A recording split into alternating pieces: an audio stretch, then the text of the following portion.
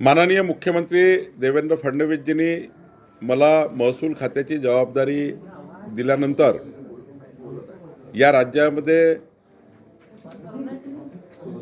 60 लाख परिवारांना तुकडेबंदी कायद्यामुळं ज्यांचे घरं कायदेशीर होत नव्हते त्या 60 लाख परिवारांना त्यांचे घरं कायदेशीर करण्याबाबतचा मार्ग आम्ही मोकळा केला। एनएमध्ये सनद नावाचा एक डॉक्युमेंट असायचं, ज्या डॉक्युमेंटसाठी लोकांना घरं बांधताना, औद्योगिक विकास करताना, व्यावसायिक विकास करताना अडचणी तयार व्हायच्या। सनद आता काढून टाकली, त्यामुळे आता केवळ प्रीमियम भरलं तर कुणाच्याही घरी कुणाच्या ऑफिसमध्ये जायची गरज नाही, तहसीलदार एसडीओकडे जायची गरज नाही। प्रीमियम भरलं की ऑटोमॅटिक सनद आणि एनए हे या ठिकाणी घेण्याची गरज नाही आहे। हा निर्णय जवळपास या राज्यातल्या सर्वच औद्योगिक, कॉमर्शियल आणि रेसिडेन्शियल यूज करणाऱ्या त्या आरक्षणाच्या मध्ये असलेल्या लोकांना याचा फायदा होणार आहे। खरं तर पुढच्या काळामध्ये अनेक गोष्टी आम्ही करण्याचा विचार करतो आहे। जे क्लिष्ट महसुली कायदे आहेत त्यांना सुधारणा करण्याचा आपण निर्णय करतो आहे। शेतकऱ्याच्या शेतात पांधन रस्ते बांधकामाकरता मुख्यमंत्री बळीराजा पांधन रस्ते योजना आम्ही आणलेली आहे। विद्यार्थ्यांना आता त्यांच्या डॉक्युमेंट करता स्टॅम्प पेपर लागणार नाही।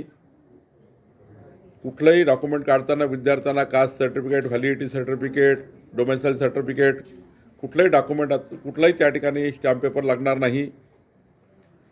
आपसामध्ये जर वाटणी करायची असेल वडिलोपार्जित प्रॉपर्टीची, त्याला 500 रुपयांमध्ये त्याची रजिस्ट्री होईल।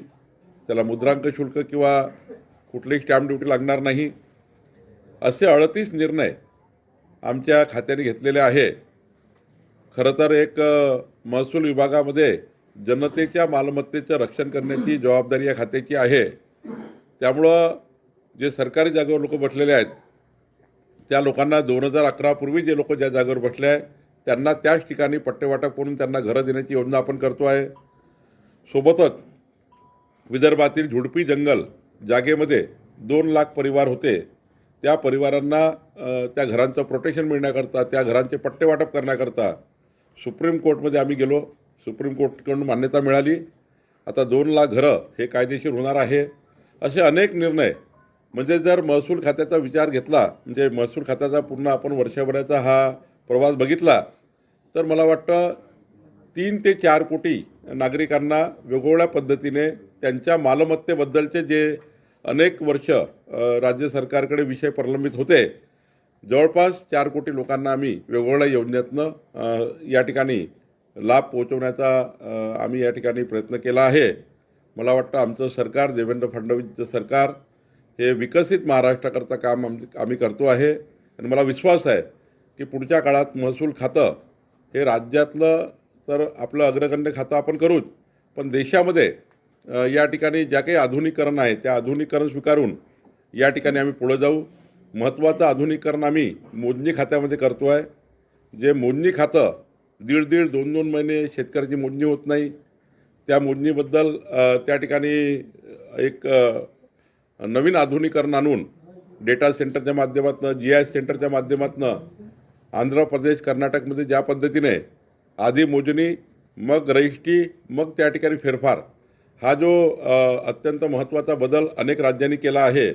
आमचंही राज्य आधी मोजणी 15 दिवसामध्ये मगच रजिस्ट्री, कारण मोजणी आणि रजिस्ट्रीच्या त्या ठिकाणी आराजीमध्ये कमी जास्त फरक राहू नये म्हणून मोजणी केल्यानंतर रजिस्ट्री केल्यानंतर तुमचे म्युटेशन, फेरफार अशा याच्यावर राज्य आणण्याचा आमचा विचार आहे। महसूल खातं हे बऱ्यापैकी पुढच्या काळातही या वर्षभर जे आम्ही केला आहे, पुढच्या वर्षी जनतेला या घेतलेल्या निर्णयाचा लाभ कसा होईल, घेतलेले निर्णय खालीपर्यंत कसे इम्प्लिमेंट होतील, घेतलेल्या निर्णयाचा उपयोग शेतकऱ्यांपर्यंत कसा पोहोचेल याच्याकरता आम्ही काम करणार आहोत।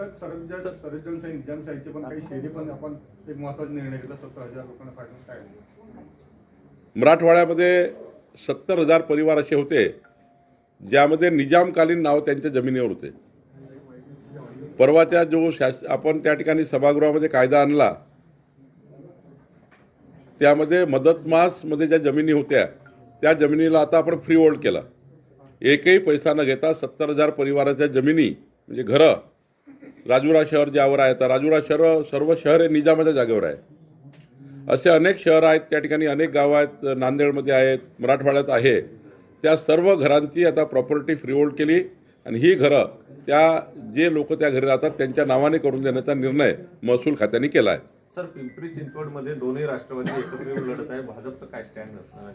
भारतीय जनता पार्टी आणि शिवसेना महायुती आहे. काही ठिकाणी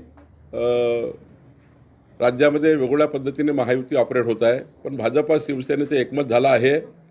पुणे, पिंपरी चिंचवड, नाशिक अनेक ठिकाणी भाजपा शिवसेनेची बोलणी सुरू झाली आहे. आता भाजपा शिवसेनेची बोलणी झाल्यानंतर मग इतर 13 मित्र पक्ष आहे त्याचीही चर्चा आम्ही करणार आहोत. भाजप आणि शिवसेनेची बोलणी सुरू आहे. राष्ट्रवादी सोबत म्हणजे पुण्याचं असो किंवा आता अमरावतीत सुद्धा चर्चा सुरू आहे. युवा स्वाभिमान असेल तर आम्ही तयार नाही असं राष्ट्रवादीची. नाही, आमच्याकडे युवा स्वाभिमान हा मागच्या 15 वर्षापासून आमच्या महायुतीचा भाग आहे. रवी राणा हे युवा स्वाभिमान पक्षाचे जे अध्यक्ष आहे, त्यांनी अनेक निवडणुकीमध्ये भाजपाला पाठिंबा दिला. मागच्या 15 वर्षापासून रवी राणा भाजपचे मित्रपक्षामध्ये आहे. त्यामुळं महायुतीचा प्रस्ताव आमच्यासमोर जो आहे तो आज शिवसेनेचा आहे, युवा स्वाभिमानचा आहे. राष्ट्रवादीकडनं अजून प्रस्ताव आला नाही आहे, पण निश्चितपणे आम्ही महायुतीमध्ये जाणार आहोत. अमरावतीमध्ये महायुतीच त्या ठिकाणी लढणार आहे. नागपूरमधून काय होईल तर नागपूरमधील बरेचसे कार्यकर्ते जे आहेत वरिष्ठांकडे मागणी करत आहेत की भाजप मजबूत आहे पुरेशी, त्यामुळे इथे लोकसभा विधानसभेमध्ये युती ठीक आहे, पण ही कार्यकर्त्यांना संधी दिली पाहिजे. नागपूर असो की मुंबई असो, भाजपा जरी मजबूत राहिली तरी शिवसेना हा त्या ठिकाणी पहिल्यापासून मागच्या 30 वर्षापासून नैसर्गिक मित्र पद्धतीने आमच्यासोबत काम करतायत.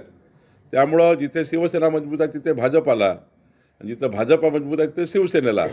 जर युती करण्याचा निर्णय झाला आहे राज्यस्तरावर आणि हा निर्णय वरिष्ठ स्तरावर घेण्यात आला आहे, त्यामुळं मला वाटतं आता किंतु परंतु ठेवण्याची गरज नाही.